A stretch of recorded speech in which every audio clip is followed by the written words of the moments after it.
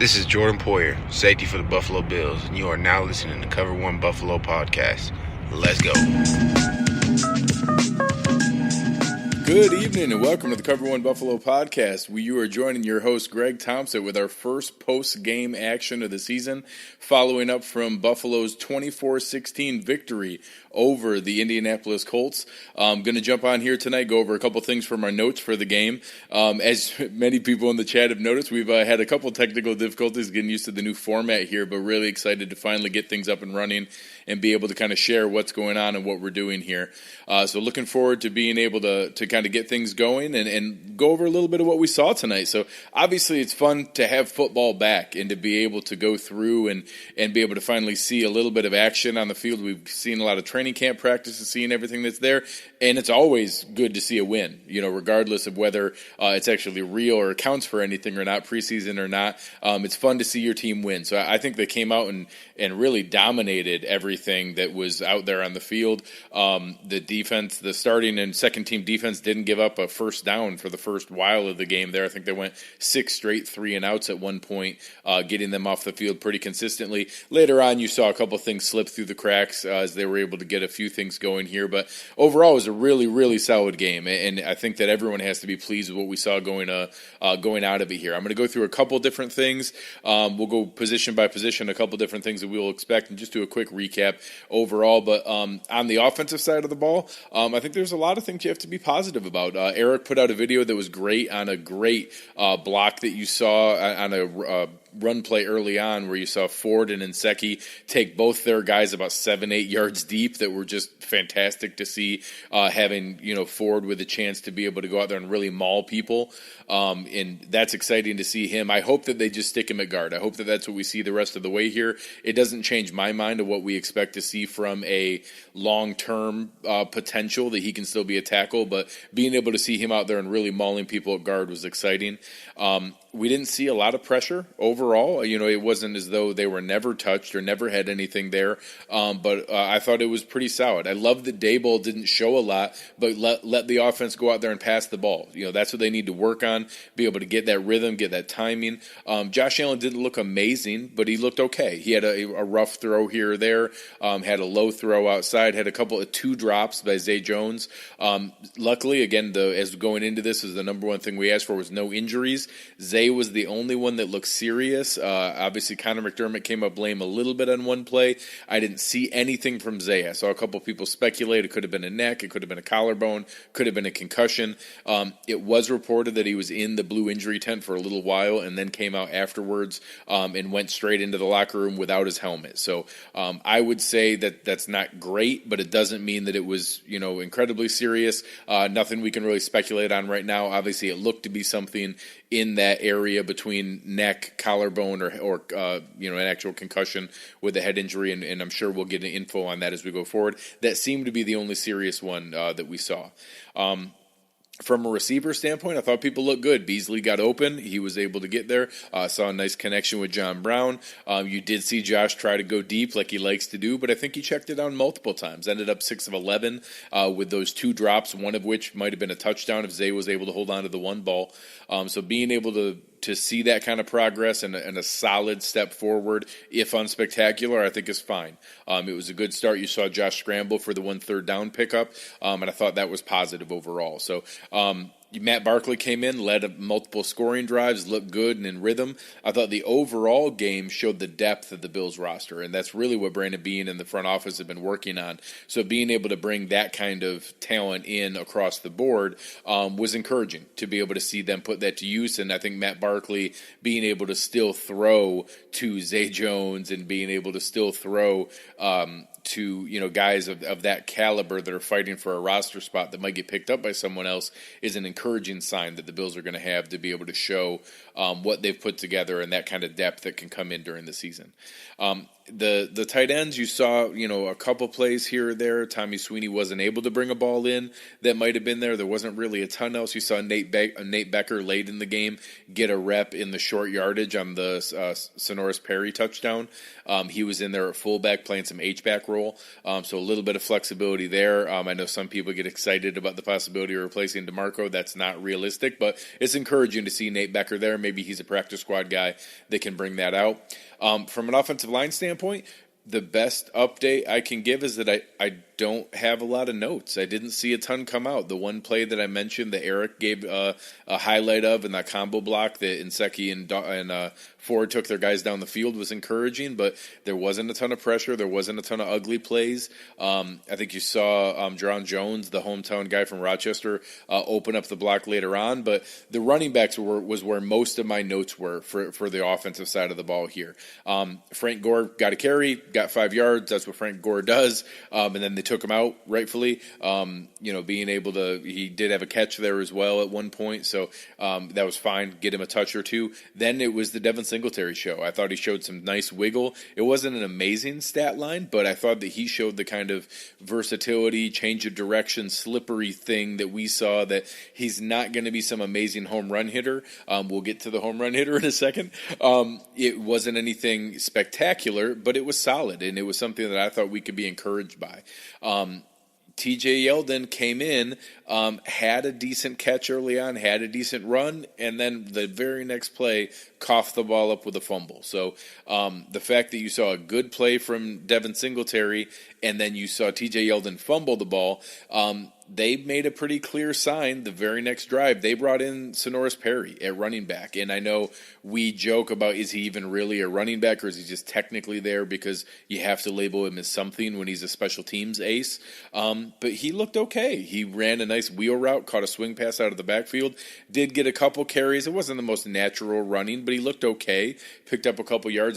He did convert on the one touchdown in short yardage. So if he has the possibility of being a running back 4, and with front guys like LaShawn McCoy, Frank Gore, and Devin Singletary, if our number 4 guy can fill in case of emergency, but really be the core contributor on special teams, TJ Yeldon might have a pretty steep uphill climb here. And there were some other guys who contributed that I didn't have in my first 53-man roster projection that we'll get to on defense that might make that kind of tough for him to be able to make it. So the combination that we saw there in the backfield, I thought was definitively in favor of Devin Singletary and even Sonoris Perry over TJ Yeldon. So Yeldon's got to climb there. The final part on the offensive side of the ball is obviously Christian Wade. I've been pretty clear that, I don't think there's any realistic possibility that he makes the roster this year. The man's just learning how to play professional football, and he's trying to convert over his skill set. But the fact that his very first touch of any professional American football of any kind went for a 65-yard touchdown is just fantastic. You can't even write that in a movie. So the fact that they went through and the team on the sideline, you saw them going crazy when Wade scored that touchdown, and, just going nuts, wanting to celebrate with him and how hard he's worked to be able to go through there was pretty rough. So, I think that it was exciting to see that. I think I don't expect that to become the norm, that all of a sudden Christian Wade's going to be this game-breaking talent. I think it matters that it was probably against Indianapolis' third string, but the man had some burst. He saw a cutback lane. He turned on the jets and he took off and nobody caught him, and that is just an amazing feeling for a guy like that coming over trying to earn respect in a new sport professional locker room. So in the chat, Ron actually brought up a good note. I did forget in the offensive line recap, Russell Bodine looked terrible. He got walked back multiple times. He had a shotgun snap over Matt Barkley's head. I was really excited to see that John Feliciano got the start at center instead of Bodine, and I think that he didn't do himself any favors, and if anything, Ike Boettger might be able to kind of take up that next step to be able to be a backup, but I think it was pretty critical that we saw him struggle there and not have any false hope that he can hold on and be a part of that offensive line. So I think he made that pretty clear, and I tweeted out during the game, I hope the door doesn't hit him on the way out. I can't wait for him to be gone. Let's switch over to the defensive side of the ball, where, again, the defense was just incredible. dominant. I think late into the first half, they had 29 total yards. Got a little bit of garbage stats trying to be able to drive down at the end of the first half, and then again had some rough plays at the end that gave them a chance to put up a couple of stats during the game. But overall, the defense was dominant. It started off in the very first play. You saw Tremaine Edmonds, launch into the backfield and being able to go in and jump aboard with launching into the backfield, catching him for a loss on the play. You saw Ed Oliver, multiple fantastic plays. You saw him walk Quentin Nelson back into the backfield 7 or 8 yards that knocked into Jacoby Brissett on one pass. You also saw a combo block between Nelson and the tackle where they were trying to take Oliver out. Not only did Oliver break the double team, but he went completely across Quentin Nelson's face to get over him and then make the tackle for no gain. And that's a big deal when you're talking about an all-pro level guard. So if anything, I think there was no doubt that Ed Oliver has the explosion to be a penetrating three-tech defensive tackle and get into the backfield and wreak havoc. The question for everybody has been, can he hold up on a play-to-play basis? Is he able to go in and, kind of hold his ground on the run game, avoid double teams? And I was really excited to see him go against a guy like Quentin Nelson, who was just a dominant player last year. And, he didn't win every rep, but he had several significant material wins against a great talented player like Nelson. And that is a huge first step forward for his confidence, for the coaching staff to see that, for some good film for D-line coach Bill Tierling to be able to take with him and to work on with him. It's just really exciting to be able to see that kind of thing and to see him step forward there. I thought the defensive line in general looked great. Trent Murphy had 2 hurries that I noted and some great get-off in his first step, and seeing that kind of explosion with what he struggled with coming back from the ACL injury last year is exciting to see that stepping forward. The other defensive, Shaq Lawson had 2 tackles for a loss. You saw the battle for defensive end number 4 was really up there, being able to have flash plays from Eddie Yarborough and Mike Love and Darryl Johnson. Darryl Johnson was really impressive in camp, seeing him get a sack and multiple pressures tonight. He's a guy that I've always assumed we're going to be able to be sneaky and kind of hide on the practice squad. If he keeps flashing like this in the preseason, he's going to make that really hard. And, Brandon Beane's going to be nervous about exposing him to waivers and trying to get him back on the practice squad. And I think that he's going to be able to be in there. You saw Star Lotulelei and Jordan Phillips look good. I didn't notice a lot from Harrison Phillips, but overall the defensive line I thought looked fantastic. Later on, you saw Eli Harold whiff on a potential sack of Chad Kelly. So that kind of thing when you're battling with other guys who are flashing and looking good, and you already are one of 4 guys probably fighting for one spot, I think that's tough. We did talk a little bit on Twitter that I think there's a chance they could go with the 9th defensive lineman. For the most part, I expect it to be 4 defensive tackles and 4 defensive ends. If both Mike Love and Darryl Johnson look great and they don't think they can afford to lose those guys and afford to expose them to waivers to snag them on practice squad, there's an outside chance that they keep a 9th guy. But that's a spot where, maybe you need to cut a TJ Yeldon, or we don't keep a 6th receiver, or we don't keep a 9th offensive lineman. So that could cost a Wyatt Teller a job. Deciding if we're going to have it, we'll get into linebackers here in a second. But that's going to be tough to be able to make that cut. So overall, I thought that the defensive line was excellent and did a great job. Moving into the linebackers, again, Tremaine Edmonds only had 2 drives, but he looked fantastic. I will say I'm not officially nervous yet, but the one live rep that you noticed, Matt Milano, he got toasted by Devin Funchess. Devin Funchess is not a great athlete, and he was trailing behind him pretty significantly. Now, I'm going to assume that that's not, anything crazy that we need to be worried about or that is going to be a problem, and he's not going to be able to step back and really still provide great value and jump right back into where he was last year. But I will say it didn't look awesome tonight. So, just kind of make note of that. Let's wait for him to really get back full speed and be able to kind of kick it into gear and show what he's capable of. We didn't see that tonight. For the rest of the linebackers, I thought Corey Thompson looked really good. I thought that Julian Stanford looked solid. I thought Deion Lacey looked okay and flashed a little bit at the end.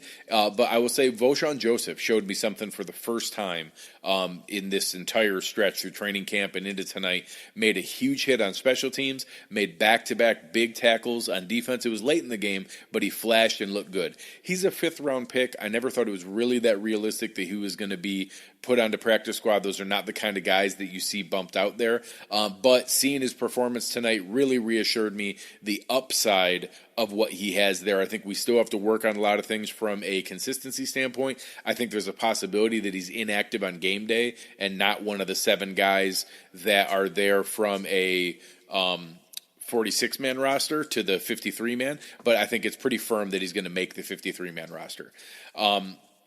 The other names getting into the secondary, I think Lafayette Pitts flashed pretty positively, looked pretty good there. I thought that was a positive thing. And obviously some of the lower-end guys, Denzel Rice and some of those guys at corner did not look anything special. And being able to, kind of differentiate themselves. Overall, the defense looked really good, so I don't think they were put in a really tough spot. But it was nice to see that. I saw Cam Lewis looked okay on one play. So nothing terribly exciting from a corner standpoint. You saw Saran Neal get some reps at nickel cornerback, which is exciting. Kurt Coleman looked good in run support. So I thought it was pretty solid there. Another name that I thought flashed on defense, one, Dean Marlowe, just the man won't go away. He is fighting for his life. I don't think that he has a great path to make this roster, but he's always in the right time at the right place. He stepped forward, made an easy interception to be able to take back. He gives us a really tough decision when you're looking at already having obviously Hyde and Poyer, and then you have Kurt Coleman who looks good. Saran Neal looks like he's officially going to be a cornerback now. So then you get into, is it Dean Marlowe or is it Jaquan Johnson? Jaquan Johnson's another guy that I really hadn't seen much in training camp so far. So seeing him flash a couple times was encouraging. He got some reps on some of the top special teams units.